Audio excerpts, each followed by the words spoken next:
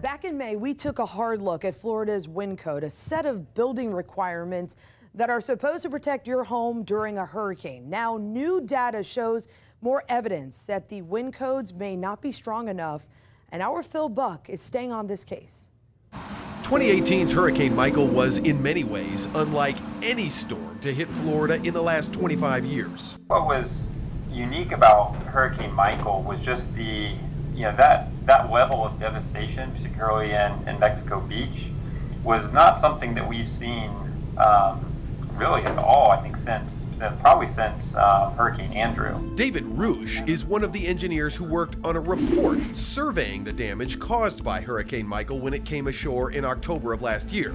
The report details what aspects of Florida's wind code worked or didn't work when Michael put it to the test. But Hurricane Michael may have just been a kind of a wake-up call that maybe we need to update some of those models and continuously refine those. Among the findings in the report is the fact that even when you consider storm surge, roof cover loss was the most common type of structural failure, even when winds were below the threshold stipulated by the building code. Almost 2/3 of buildings built after Florida's building code went into effect experienced at least some roof cover loss in Michael. In fact, the executive summary of the report says damage was still observed even in newer structures, meaning that even some homes built up to the very latest code requirements weren't strong enough to withstand Category 5 winds. And whether Hurricane Michael, directly was related to or enhanced by climate change is hard to tell for a given event. But I think it should always be on our radar. Rouge dances around the issue of climate change, but right here, in black and white, the report clearly states, quote, "With potential impacts of climate change, the 100-year storm impacts may change." It seems like everyone is too shy to say it, so I'll say it.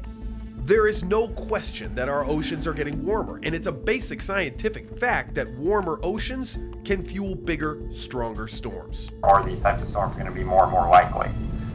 We don't have a great answer for that yet, but I know there's a lot of smart people working on it, so hopefully we'll get some good answers soon. One person who has enough influence to push for real change on this issue is Governor Ron DeSantis.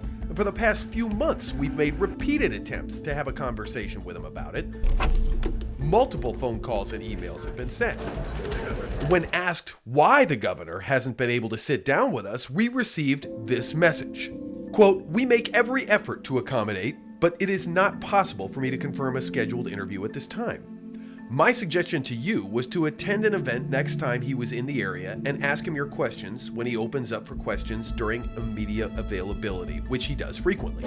Well, since May, we've attended 3 news conferences the governor has held here in the Bay Area. So far, all we've gotten is one vague response from a crowded news conference after our reporter had to chase him down. I think it depends on where you're at. I mean, Miami-Dade has the strongest in the country.